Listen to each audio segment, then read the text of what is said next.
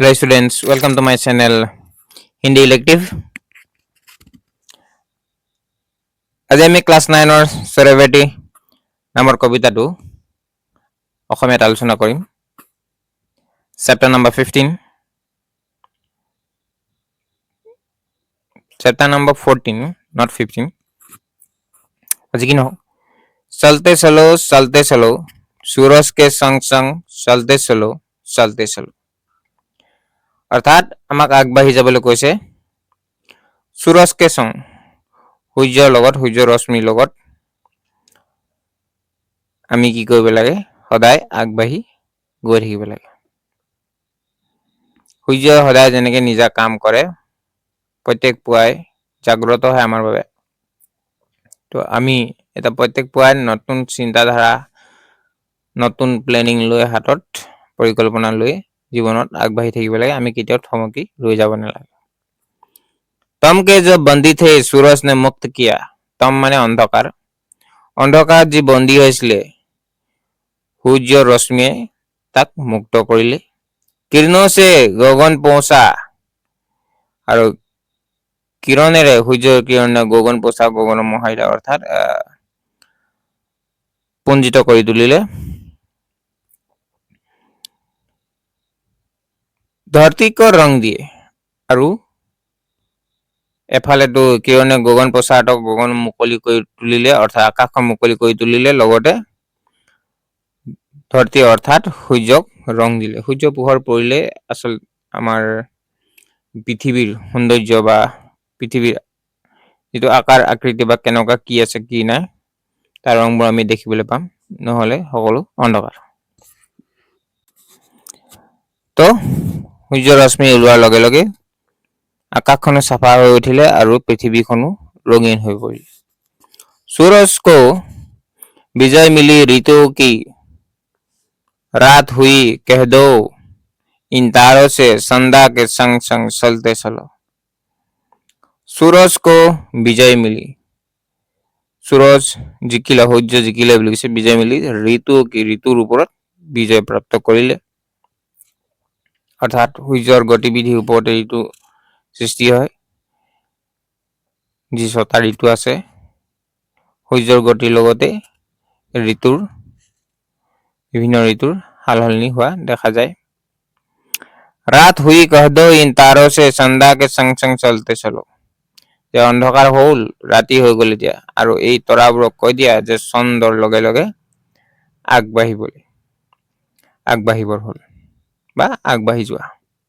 रत्नमयी वसुधा पर चलने को शरण दिए। रत्नमयी, रत्नरे भरपूर वसुधा अर्थात पृथ्वी, रत्नरे भरपूर पृथ्वीखনত चलने को शरण दिए, খোজ কাঢ়িবৰ কাৰণে ভৰি দিছে। बैठी उस क्षितिज पार लक्ष्मी सिंगार किए। बैठी उस क्षितिज पार लक्ष्मी सिंगार के, देवी लक्ष्मी অৰ্থাৎ ধন ধান্য শৃংগাৰ কৰি একদম মেকআপ কৰি সুসজ্জিত হৈ বহি আছে। ক'ত বহি আছে? উচ ক্ষিতিজ পাৰ। ক্ষিতিজ পাৰ মানে য'ত পৃথিৱী আৰু আকাশৰ মিলন হোৱা নিচিনা লাগে। আমি দূৰলৈ যদি চাই পঠিয়াও, আকাশখন পৃথিৱীত লাগি থকা নিচিনা লাগে, তো তাক কোৱা হয় ক্ষিতিজ। অৰ্থাৎ আগবাঢ়ি যোৱা, আগবাঢ়ি ক'ত পাব লাগিব? সেই ক্ষিতিজ পাব লাগিব, তাত পাবগৈ লাগিব, নিজৰ মুখ্য স্থান পাব লাগিব, ডেষ্টিনেশ্যন পাবগৈ লাগিব।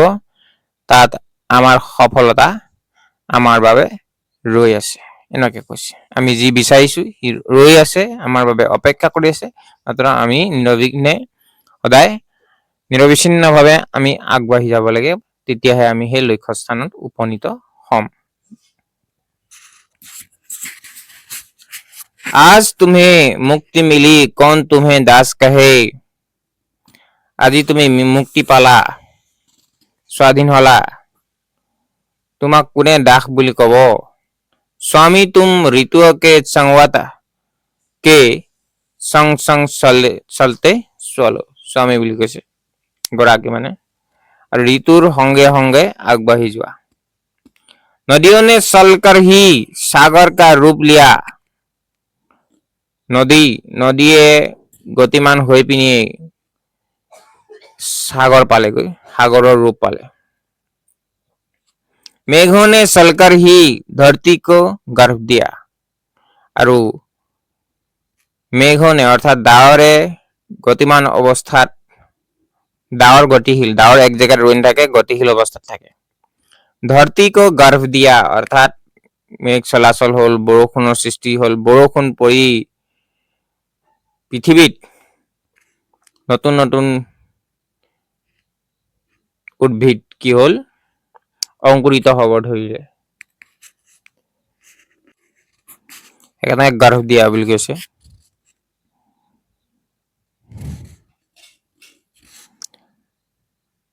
सब পৃথিৱী গৰ্ভৰ পৰা সৃষ্টি হৈছে যিমান গছ-গছনি আছে আমাৰ নেচাৰৰ কথা কৈছে সেইকাৰণে পৃথিৱী স্ত্ৰীলিংগত ধৰা হয় रुकने का मरण नाम पीछे सब प्रसार है এই কথাষাৰ চাৰিদিশে প্ৰচাৰিত হৈ আছে যে रुकने का नाम मरण है যদি ৰৈ যাওঁ তেতিয়া মৃত্যু হৈ যাব ৰৈ যোৱা মানে মৃত্যু হৈ যোৱা आगे है रंग महल আগত रंग महल আছে युग के ही संग संग चलते चलो এটা কৈছে যে তুমি যেতিয়া ৰৈ যাবা তেতিয়া তোমাৰ মৃত্যু হৈ যাব অৰ্থাৎ জীৱনত ৰৈ যোৱা মানে মৃত্যু হৈ যোৱা ৰৈ যোৱা মানুহৰ উন্নতি নাই কৰ্মহীন মানুহৰ উন্নতি নাই आगे है रंग महल माने आनंद महल तुम्हार सुख আগত অপেক্ষা কৰি আছে युग के ही संग संग चलते चलो আৰু যুগৰ লগত সময়ৰ লগত পৰিৱৰ্তন হ'ব লাগিব অৰ্থাৎ পৰিৱৰ্তন হৈ নিজকে পৰিৱৰ্তন কৰি যুগ অনুসৰি সময় অনুসৰি নিজকে পৰিৱৰ্তন কৰি জীৱনত আগবাঢ়ি যাব লাগিব তেতিয়াহে জীৱনৰ সুখ पावा मानव जिस और गया नगर बने तीर्थ बने तुमसे है कौन बड़ा মানুহ যেনিয়ে গ'ল হেফালে কি বনিলে নগৰৰ সৃষ্টি হল তীৰ্থস্থান বনিলে সৃষ্টি হল তুমছে হে কौन बड़ा সৃষ্টি হল নহয় একচুয়ালি বনে মানে হৈছে নিৰ্মাণ হোৱা কথা নিৰ্মাণ হইলি কথা কৈছে নগৰ নিৰ্মাণ হল তীৰ্থস্থান নিৰ্মাণ হল মানুহে যেনিয়ে ইচ্ছা কৰিলে এইবোৰ সকলো মানুহে বনাইছে তো মানুহতকৈ ডাঙৰ কোনো নাই মানুহৰ মান শ্ৰেষ্ঠ কোনো নাই ভগৱানে তাতকৈ শ্ৰেষ্ঠ জীৱ মানুহকে বনাইছে যিহেতু আমাক বিবেক দিছে জ্ঞান দিছে বুদ্ধি দিছে যিবোৰ আন প্ৰাণীৰ জীৱৰ নাথাকে তো মানুহতকৈ ডাঙৰ একো নাই কৈছে গগন সিন্ধু মিত্ৰ বনে গগন আৰু সিন্ধু মিত্ৰ বনিলে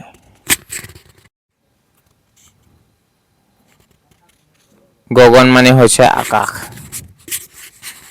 সিন্ধু মানে ইয়াত সিন্ধু নদীৰ কথা কৈছে মেবি হয়তো অৰ্থাৎ পৃথিৱীৰ লগত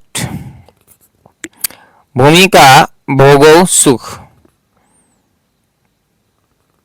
পৃথিৱীত সুখ ভোগ কৰিবলৈ কৈছে নদীও কা সোমপিও নদীৰ অমৃত পান কৰা অৰ্থাৎ নদী পানীক সোম মানে হৈছে অমৃতৰ লগত তুলনা কৰিছে ত্যাগ সব জীৰ্ণ বচন ত্যাগ সব ত্যাগ কৰা সব বেয়া বচনবোৰ ত্যাগ কৰিবলৈ কৈছে নতুনকে সং সং চলতে চলো জীৰ্ণ মানে এটা বেয়া বচনটো বুজায় আৰু এটা পুৰণি কলীয়া ৰীতি নীতিৰ কথা কয় আৰু নতুনকে সং সং চলতে চলো নতুন মানে হৈছে নতুনত্ব নতুনৰ লগত হাতত হাত ধৰি আগবাঢ়িবলৈ কৈছে সময় অনুযায়ী নিজকে পৰিৱৰ্তন কৰি নিজকে হালসলনি কৰি সময়ৰ লগত খাপ খুৱাই জীৱনত আগবাঢ়ি যাবলৈ কৈছে তেতিয়া জীৱনত আমি যি বিচাৰো সকলো পাম সকলো আমাৰ বাবে ৰৈ আছে আমি গতিশীল অৱস্থাত থাকি তাক আমি প্ৰাপ্ত কৰিব লাগে কিন্তু ৰৈ যাওঁ যদি আমি একো নাপাম গতিকে ৰৈ যোৱা মানে মৃত্যু হৈ যোৱা মৰি যোৱা বুজাব। গতিকে কবিতাটো ইমানেই। তোমালোকে ভালদৰে বুজি পালা নকবা, যদি নাই পোৱা কমেণ্ট কৰিবা, মই পুনৰ বুজাই দিম।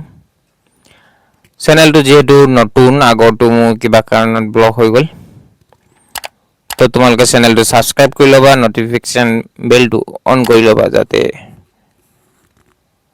মই ভিডিঅ' আপলোড কৰাৰ লগে লগে তোমালোকে নটিফিকেশ্যন পাই যোৱা বা ভিডিঅ'টো পাই যোৱা। আৰু কিবা জানিবলগীয়া থাকিলে তোমালোকে মোক কমেণ্ট বক্সত কমেণ্ট কৰিবা, মই সেই অনুপাতে ভিডিঅ'বোৰ বনাই দিবলৈ চেষ্টা কৰিম। ধন্যবাদ। থেংকছ ফৰ ৱাচিং।